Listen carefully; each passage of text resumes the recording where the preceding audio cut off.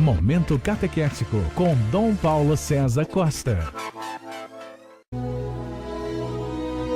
Amados e amadas de Deus, estamos celebrando essa terça-feira da primeira semana da Quaresma. Temos diante de nós um texto tirado do Evangelho de São Mateus, capítulo 6, dos versículos de 7 a 15. Naquele tempo, disse Jesus aos seus discípulos: quando orardes, não useis muitas palavras como fazem os pagãos. Eles pensam que serão ouvidos por força das muitas palavras. Não sejais como eles, pois vosso Pai sabe do que precisais muito antes que vós o peçais. Amados e amadas de Deus, Jesus está se dirigindo aos discípulos. Os discípulos são os de casa. Os discípulos hoje somos nós, somos aqueles e aquelas que seguimos Jesus Cristo. O que Jesus está nos pedindo, o que Ele está nos alertando, que caminho Ele está nos indicando? Está nos falando da oração, como deve ser a nossa oração. A nossa oração não deve ser uma oração com muitas palavras. Não sejais como eles. Jesus tinha falado dos pagãos que rezavam e com muitas palavras. Não sejais como eles, pois vosso Pai sabe do que precisais muito antes que vós o peçais. Quer dizer, amados e amadas de Deus, a oração deve ser oração que vem do profundo do coração, que verdadeiramente expresse as nossas necessidades, que verdadeiramente expresse diante de Deus aquilo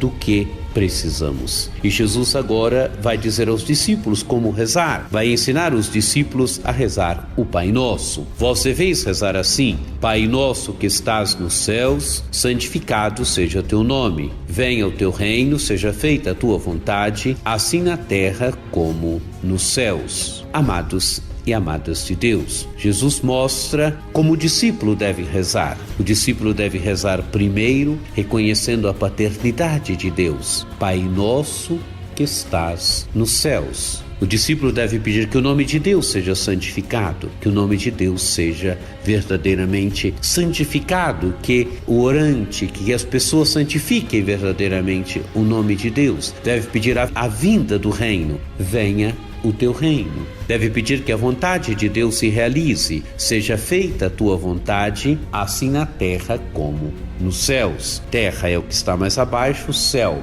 é o que está mais acima. Que a vontade de Deus seja sempre feita, seja feita no mundo todo.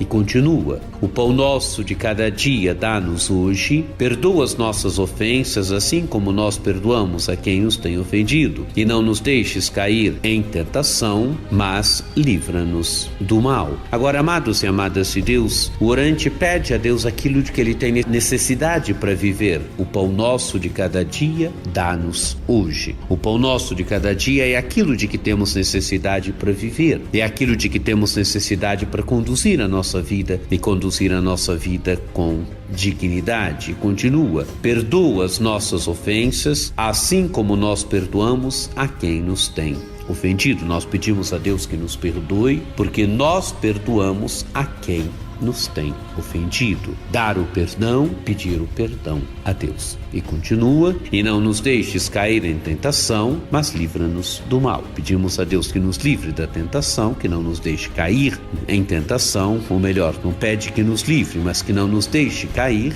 mas livra-nos do mal, né? Pedimos a Deus que nos livre de tudo aquilo que é mal. E continua ainda o texto do Evangelho: se vós perdoardes aos homens as faltas que eles cometeram, vosso Pai que está nos céus também vos perdoará. Mas se vós não perdoardes aos homens, vosso Pai também não perdoará as faltas que vós cometestes. Amados e amadas de Deus, o imperativo do perdão: nós devemos perdoar e o Pai nos perdoará. Se nós não perdoarmos, o Pai também não perdoará as faltas que nós cometemos. Precisamos neste dia, nesse tempo forte da Quaresma, a graça de rezarmos e rezarmos bem. Não rezarmos tanto com palavras e com tantas palavras, mas com o coração. Rezarmos verdadeiramente com o coração, a oração que vem do mais profundo do nosso coração, na certeza de que o nosso Pai nos atende.